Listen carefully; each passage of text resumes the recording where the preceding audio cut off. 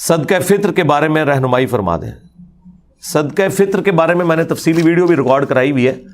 دیکھیں یہ ایک سا آپ نے دینا ہوتا ہے اناج صدقہ فطر. بخاری مسلم میں آیا ہے کہ نبی علیہ السلام نے صدقہ فطر ایک سا مقرر کیا تھا. اناج جو کی شکل میں، گندم کی شکل میں، کھجور کی شکل میں، پنیر کی شکل میں، کشمش کی شکل میں، یہ ساری چیزیں بخاری مسلم میں آئی ہیں. اور ہر بڑے چھوٹے ایون ایک دن کے بچے کی طرف سے بھی، خواہ غلام ہے یا آزاد ہے، مرد ہے، عورت ہے، بوڑھا ہے، بچہ ہے، وہ اس نے ادا کرنا ہے ایک سا. یہ نبی علیہ السلام نے اسے مشروع فرمایا. اور ابو داؤد کے اندر حدیث موجود ہے کہ نبی علیہ السلام نے جو روزہ دار کے روزے میں جو کمزوریاں رہ جاتی ہیں نا، کبھی فوش گوئی ہو گئی، کوئی اور گناہ کا کام ہو گیا، اس کی کمپنسیشن کے لیے مشروع فرمایا اسے کہ ہر شخص نے یہ ادا کرنا ہے. اور صحابہ کرام اسے عید سے پہلے پہلے ادا کرتے تھے، اور پریفریبل یہ کہ بالکل آخری دنوں میں آپ اسے ادا کریں. اب اس حدیث کی طرف آئیں جو بخاری مسلم میں موجود ہے کہ وہ سا کیا ہے. سا ایک پیمانہ تھا میئرمنٹ کا نبی علیہ السلام کے مبارک زمانے کے اندر. ایک سا کے اندر 4 مد ہوا کرتے تھے. جس طرح ہمارے زمانے میں 1 کلو گرام کے اندر 4 پاؤ ہوتے ہیں. 1 کلو گرام ہم کتنا لیتے ہیں؟ 1000 گرام. اور 1 پاؤ کتنا ہے؟ 250 گرام. 250 والے 4 ہوں تو 1 کلو گرام بن جاتا ہے. بالکل اس طریقے سے اس زمانے میں 4 مد مل کر ایک سا بنایا کرتے تھے. اور یہ میئرمنٹ تولنے کے اعتبار سے نہیں ہوتی تھی، ماپنے کے اعتبار سے ہوتی تھی. یعنی گڈویاں بنی ہوئی تھیں. جس طرح ہم بھی بچپن میں کبھی محلے میں وہ بیر بیچنے آتا تھا تو وہ گڈویاں بھر کے نا وہ دیتے ہوتے تھے. آج کل تو تول کے ہوتے ہیں نا، گڈویوں کے ذریعے ہوتے تھے. ابھی بھی گڈویوں والا ہے ماپنے والا. دودھ کے کیس میں 1 لیٹر کا ہم نے پیمانہ رکھا ہوا ہے. 1 لیٹر کے اندر 1000 ملی لیٹر ہوتے ہیں. لیکن ہم غلط العام میں پتہ اسے کیا کہتے ہیں؟ 1 کلو دودھ دے دو.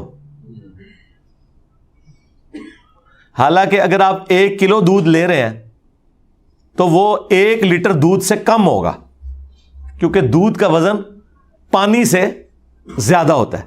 ہاں 1 کلو گرام پانی اور 1 لیٹر پانی یہ اپنے وزن میں برابر ہوں گے، کیونکہ وہ 1 لیٹر پیمانہ رکھے یہ گیا ہے کہ سٹینڈرڈ پانی کو مانا گیا ہے کہ پانی کا جو وزن ہے نا 1 کلو گرام جو ہو، وہ پانی جتنا والیوم گھیرتا ہے، جتنی جگہ گھیرتا ہے، اسے 1 لیٹر قرار دے دیا گیا اور وہ پیمانہ بن گیا اس کا. لیکن دودھ تو پانی سے تھوڑا وزنی ہوتا ہے.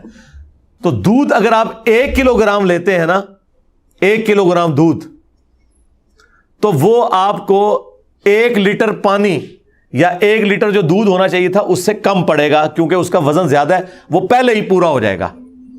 ٹھیک ہو گیا؟ یہ میں نے آپ کو کلیریفائی کر دیا. اچھا اب آ جائیں اس طرف. تو اب عرب ملکوں کے اندر تو یہ آج ظاہر ہے وہ عرب کے لوگ پھر اپنی اس ڈکشنری کو ٹرانسفر کر کے باقی لوگوں کو بتاتے ہیں یہ پیمانے تو ان کے تھے. تو اس میں جو سعودی عرب کی فتویٰ کمیٹی ہے نا، اس نے باقاعدہ اس کی کیلکولیشن کی ہے 2600 گرام.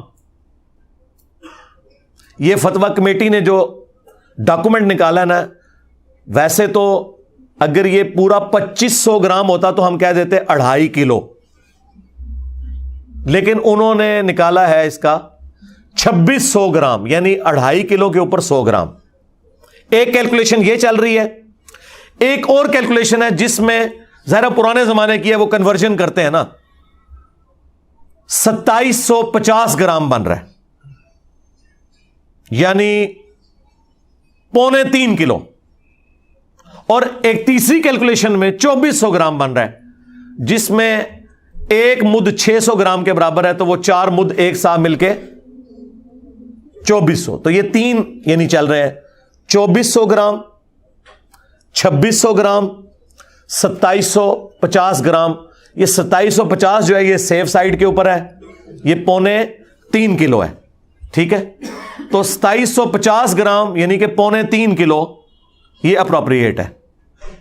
ایک سا 2750 گرام 3.25 کلو. اور اگر زیادہ احتیاط آپ نے کرنی ہے راؤنڈ آف کر لیں, 3 کلو ہی دے دیں. 3 کلو کھجور بھی دے سکتے ہیں, ظاہر ہے وہ تو مہنگی پڑے گی, 600 روپے کلو کھجور آلموسٹ ہے 1800. آٹا کتنا کلو چل رہا ہے جی؟ 150.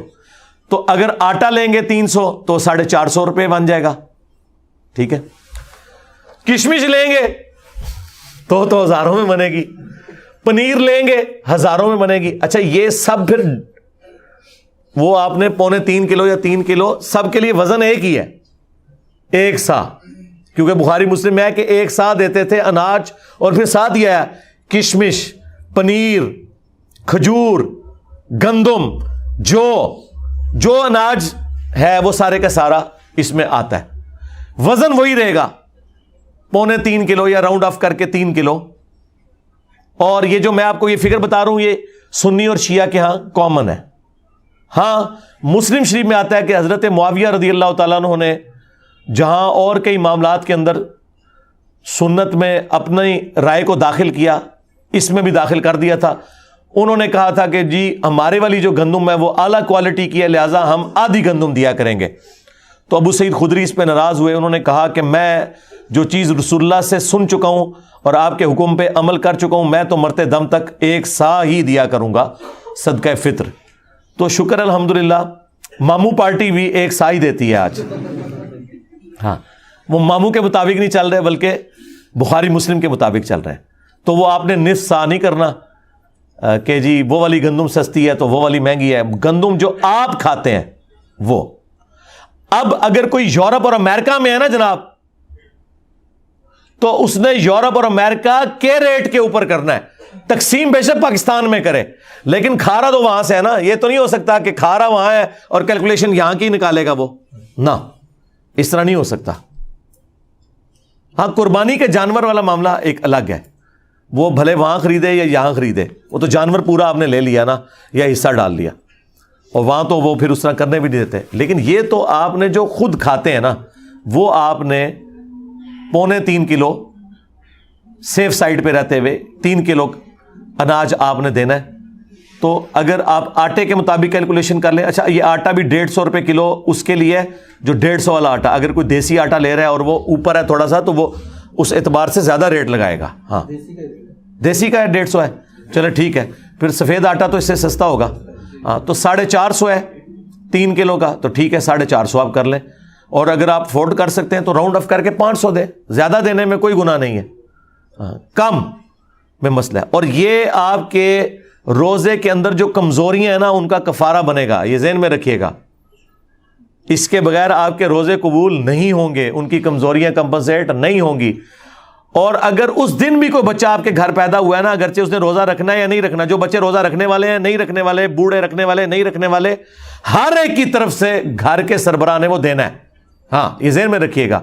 اس میں کوئی روزہ رکھتا ہے یا نہیں رکھتا, ہاں جو بندہ افورڈ نہیں کر سکتا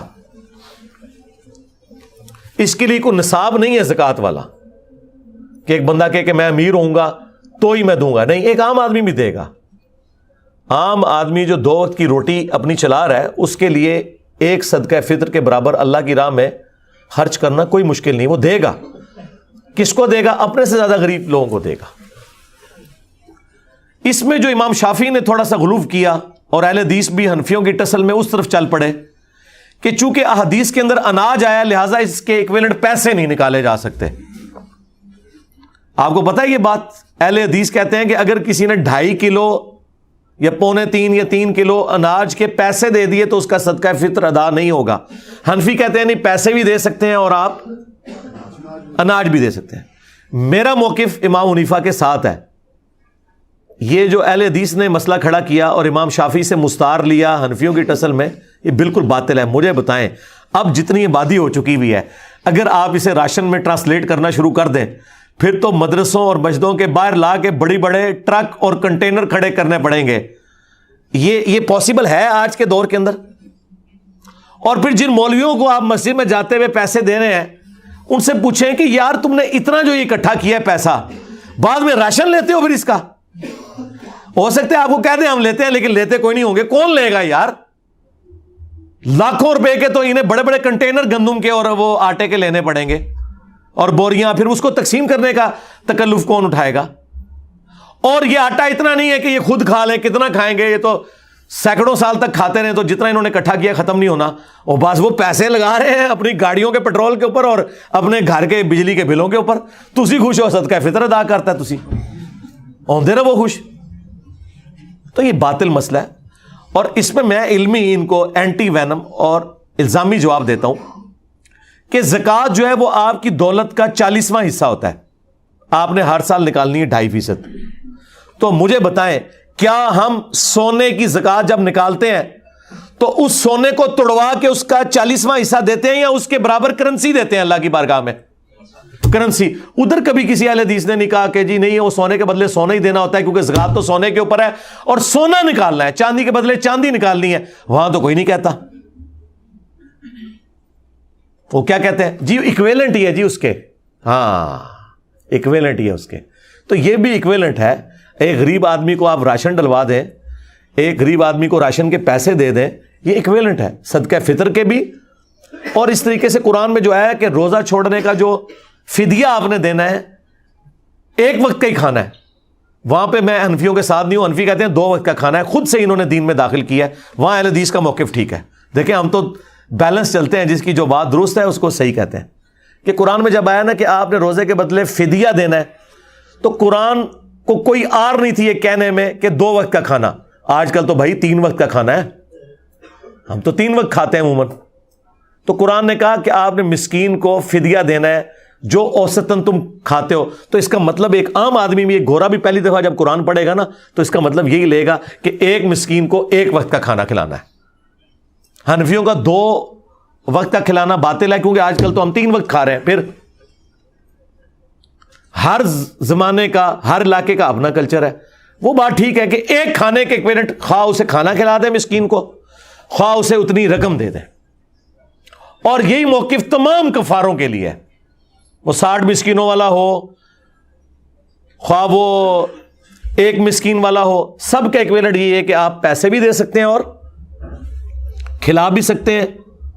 یہ آپ کی مرضی ہے, یہ اس کے اندر ٹالرنس موجود ہے. لہٰذا میں صدقہ فطر کے حوالے سے بالکل کلیئر ہوں. اگر آپ پیسے بھی دیتے ہیں کوئی ایشو نہیں ہے, اور جو لوگ زیادہ افورڈ کر سکتے ہیں وہ 3 کلو یا 3.25 کلو کشمش کی رقم کیلکولیٹ کریں. اب مجھے تو اس کی قیمت پتہ ہی نہیں کہ اس وقت کیا ہوگی, کیونکہ ہم تو اس طرح یہ کوئی آئٹم نہیں ہے, یہ تو چھٹانک برابر لیا جاتا ہے, اتنا مہنگا ہے, تو وہ ہزاروں میں بن رہا ہوگا. پنیر, چلے پنیر کی تو ہم کیلکولیشن کسی حد تک کر سکتے ہیں اس اعتبار سے کہ دیسی گھی کا کیا ریٹ چل رہا ہے جی آج کل, 3000 روپے کلو, تو 9000 روپیہ ہوگا اگر آپ دیسی گھی بھی دے سکتے ہیں. یہ بھی وہ ساری مصنوعات ہیں جو آپ کے کامن یوز میں. تو کسی کو زیادہ شوق ہے خرچ کرنے کا اور اسی مد میں, تو 9000 روپیہ ایک گھر کے فرد کی طرف سے بے شک دے. 3 کلو دیسی گھی, جو چیزیں آپ کے کھانے کے یوز میں ہیں, اناج کی شکل میں ہو, کیونکہ وہاں پنیر آیا تھا نا, تو وہ آپ دے سکتے ہیں. وہ آپ کی مرضی, جس طریقے سے آپ مرضی کریں, وہ اللہ تعالیٰ نے آپ کو ٹالرنس دی ہوئی ہے. لیکن بہتر یہی ہے کہ آپ وہی چیزیں جو احادیث کے اندر آئی ہیں, جو کشمش, پنیر, گندم اور اسی کی فارم آٹا, کھجور, یہ آپ دے سکتے ہیں. کھجور کی کیلکولیشن چلے آسان ہے, جو اچھی والی تھوڑی سی نارمل کھجور ہے وہ 600 روپے کلو ہے, تو 1800 بن گیا. چلے 2000 روپے آپ فیکس دے دیں. ضروری ہے آپ نے 500 دینا, 2000 بھی دیں فیکس. اور ہر گھر کے ہر فرد کی طرف سے آپ نے دینا ہے. جو بیچارے افورڈ نہیں کر سکتے وہ نہ دیں, وہ لے لیں. ہاں ظاہر ہے اللہ تعالیٰ نے بیلنس کیا نا, زکوٰۃ دینے والے جبھی اپنی زکوٰۃ دیں گے جب کوئی لینے والا بھی موجود ہوگا. ہاں تو وہ لے لیں اگر نہیں دے سکتے. لیکن اگر وہ افورڈ کر سکتے ہیں تو وہ اپنے سے غریب لوگوں کو دیکھیں. دنیا میں ہر غریب آدمی سے نیچے بھی کوئی غریب آدمی موجود ہوتا ہے, صرف آپ کو نظر نہیں آ رہا ہوتا کیونکہ آپ نے چشمہ اپنا لگایا ہوا ہوتا ہے. اس لیے مسلم شریف میں حدیث ہے, نبی علیہ السلام نے فرمایا ہمیشہ اپنے سے نیچے والے لوگوں کو دیکھو, یوں تمہیں اللہ کی نعمتوں کے اوپر قناعت نصیب ہوگی, صبر آ جائے گا. اوپر نہ دیکھو, اوپر کا تو اینڈ ہی کوئی نہیں ہے. اچھا اوپر جہاں دیکھنا چاہیے وہاں اوپر دیکھتے ہی کوئی نہیں, اور وہ ہے آخرت کے معاملے میں. ادھر کہتے ہیں بڑے گناہگار آ جی, کتنے نبی صلی اللہ علیہ وسلم انہوں نے صحابہ, ٹھیک ہے, یعنی وہ یہ کہہ رہے تھے اسی تے ابو جہل پڑھنا جائے, سانو یہ نہ کہو کہ ابو بکر عمر عثمان و علی کے راستے پہ چلے. جہاں ہمیں کوشش کرنی چاہیے اعلیٰ درجے کی کہ ہم پیغمبروں کا پڑوس جنت میں حاصل کریں, وہاں کہتے ہیں اسی تے بڑے گناہگار ہیں, اور دنیاوی معاملات میں دوسری طرف چل پڑتے ہیں. یہ انسان اپنے آپ کو دھوکہ دے رہا ہوتا ہے, اس سے زیادہ کچھ نہیں ہے. اور نبی علیہ السلام نے بالکل اپوزٹ اس کے تعلیمات دی ہیں. بخاری مسلم میں حدیث ہے, اے اللہ محمد اور آل محمد کو بس اتنا ہی رزق دینا کہ ان کی روح اور جسم کا رشتہ برقرار رہے, بس سانسیں میری چلتی رہیں, اتنا رزق کافی ہے. ہاں, بخاری مسلم دونوں میں حدیث ہے. عائشہ سلام اللہ علیہا کہتی ہیں کہ بعض اوقات 1 مہینہ, بعض اوقات 2-3 مہینے بھی گزر جاتے تھے, ہمارے گھر چولہا نہیں جلتا تھا, 2 کالی چیزوں کھجور اور پانی کے اوپر گزارا ہوتا تھا, اور وہ بھی ٹنوں ٹن نہیں, 2 کھجوریں صبح 2 شام کے وقت, یہ ٹوٹل خوراک تھی. اور ایک میٹھا پانی کا پیالہ جو اس زمانے میں کئی میلوں سے پیدل بھر کے لانا پڑتا تھا, تکلیف دہ کام تھا, اس لیے پانی بھی کوئی تھوک کے صاف سے نہیں تھا جو آج آپ ٹوٹیاں کھول دیتے ہیں. پانی میٹھا بھی ایک ایشو تھا. یہ ٹوٹل ان کا ایک سرمایہ تھا. اور پھر وہ رکت انگیز حدیث جو بخاری مسلم کی ہے, جب نبی علیہ السلام اپنی بیویوں سے ناراض ہو کے گھر کے اوپر والے حصے میں شفٹ ہو گئے, جس میں صرف ایک مشکیزہ کونے میں لٹک رہا تھا اور ایک برتن پانی والا اور ایک چٹائی, اور اس پہ نبی علیہ السلام آرام فرما تھے, اور آپ کے اوپر کرتا بھی کوئی نہیں تھا, صرف تہمت باندھی ہوئی تھی, آپ لیٹے ہوئے ہیں. حضرت عمر اجازت لے کے جب گئے, آپ نے ایلا کیا تھا, 1 مہینے تک بیویوں سے ناراض ہوئے تھے کیونکہ بیویوں نے ڈیمانڈ کی تھی کہ اب تو ہمیں وسعت ہو چکی ہے, ہمارا خرچہ بڑھائیں, لیکن حضور تو فقر کی زندگی گزار رہے تھے. اور پھر اللہ تعالیٰ نے اپنے نبی کا ساتھ دیا ہے, ان کی بیویوں کا ساتھ نہیں دیا. سورۃ الاحزاب کی آیات نازل کی کہ اے نبی اپنی بیویوں سے فرما دو کہ اگر تم دنیا اور اس کا مال چاہتی ہو تو آؤ میں تمہیں یہ مال دے کے رخصت کر دیتا ہوں, طلاق دے دیتا ہوں, اور اگر تم اللہ, اس کا رسول اور آخرت کا گھر چاہتی ہو تو اسی طرح گزارا کرنا ہوگا, کیونکہ اجر بھی تو ڈبل ہونے والا ہے نا. تو نبی علیہ السلام 1 مہینے تک ناراض رہے گھر کی چھت پہ. اسی میں ہی حدیث میں بخاری مسلم میں آتا ہے کہ سیدنا عمر نے جا کے اپنی بیٹی کو بھی ڈانٹا, سیدہ حفصہ کو, باقی بیویوں کے ساتھ بھی جا کے تھوڑی مس ہینڈلنگ کی. بعد میں وہ پھر پچھتاتے بھی تھے, مجھے کیا یہ رائٹ پہنچتا, چلو میں اپنی بیٹی کو تو ڈانٹ سکتا ہوں, باقی بیویوں کو میں کیسے. لیکن وہ حضور کی محبت میں آپ پتہ ہے حضرت عمر تو پھر میرے سے زیادہ جذباتی تھے. تو اب وہ کہتے ہیں کہ میں نے ارادہ کیا میں حضور کو کوئی ایسی بات کروں کہ حضور مسکرائیں, کیونکہ آپ تو بڑے سیریس موڈ میں بیٹھے ہیں. تو میں نے جاتے ہی کہا یا رسول اللہ دیکھیں جب تک ہم مکے میں تھے نا, ہماری بیویاں کتنی ہمارے کنٹرول میں تھیں, لیکن یہ انصار کی بیویاں تو اتنی تیز ہیں کہ انہوں نے اپنے مردوں کو دبا کے رکھا ہوا ہے, اور ان کو دیکھ دیکھ کے ہماری بیویاں بھی ہم پہ شیر ہو گئی ہیں. تو حضور اس بات کے اوپر مسکرائے, کہتے ہیں مجھے تھوڑی تسلی ہوئی کہ حضور کا موڈ تھوڑا بہتر ہو رہا ہے. تو پھر انہوں نے گپ شپ شروع کر دی.